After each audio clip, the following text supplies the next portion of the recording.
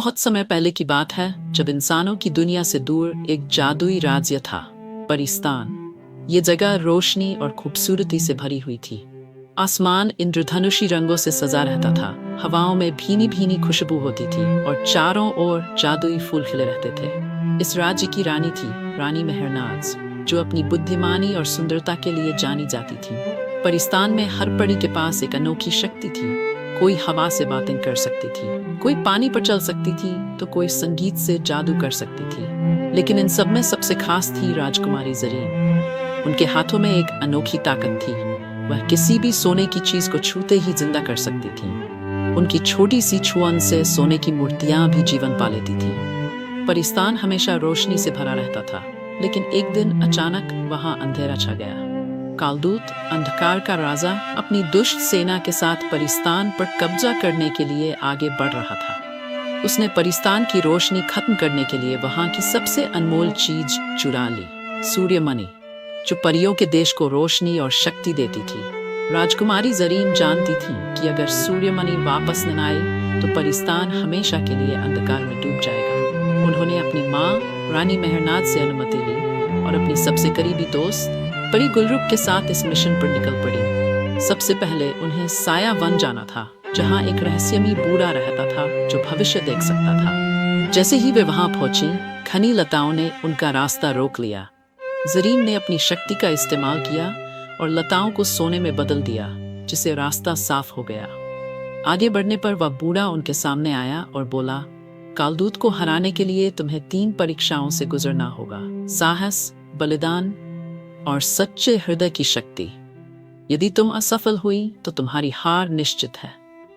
पहली परीक्षा साहस की थी। उन्हें एक पत्थरीली घाटी पार करनी थी, जहां विशाल पत्थर के दानव सोए हुए थे। जैसे ही ज़रीन और गुलरुख घाटी में पहुंची, वे दानव जाग गए और उन पर हमला करने लगे। तभी ज़रीन को अपनी शक्ति का ख्याल आया। उन्होंने एक पत्थर के दानव को छुआ और वह सोने में बदलकर जिंदा हो गया। अब वह दानव उनका रक्षक बन गया और बाकी दानव डर कर भाग गए। दूसरी परीक्षा बलिदान की थी। उन्हें एक चमकती झील पार करनी थी, जिसमें झांकते ही हर किसी को उसकी सबसे बड़ी कमजोरी दिख जाती थी। जैसे ही ज़रीन ने पानी में देखा, उन्हें अपना भूतकाल दिखा। महल का आरामदायक जीवन, माँ का प्यार और कभी न खत्म होने वाली खुशियाँ। तभी झील से एक जादुई आवाज आई, यदि तुम यहाँ रुक जाओ तो सारी खुशियाँ तुम्हारी होंगी। लेकिन ज़रीन जानती थी कि उनका असली कर्तव्य परिस्तान को बचाना है।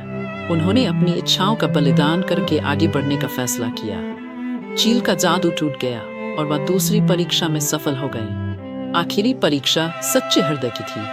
रास्ते में उन्हें एक घायल परी मिली जो मदद के लिए पुकार रही थी। गुलरुख घबराकर बोली, हमें जल्दी करनी होगी, नहीं तो कालदूत हमें रोक लेगा। लेकिन ज़रीन ने पहले उस परी की मदद करने का फैसला किया। उन्होंने अपनी जादुई शक्ति से उसे ठीक कर दिया। अचानक वह परी मुस्कुराई और बोली, सच्चे हृदय की शक्ति वही होती है जो दूसरों की मदद करे, चाहे रास्ता कितना ही कठिन क्यों न हो। फिर वह परी अपनी असली पहचान में आ गई। वह एक स्वर्ण परी थी। उसने ज़रीन को एक जादुई खंजर दिया जो केवल बुराई को नष्ट कर सकता था। अब ज़रीन और गुलर, अब वे कालदूत के किले में पहुंच चुकी थी।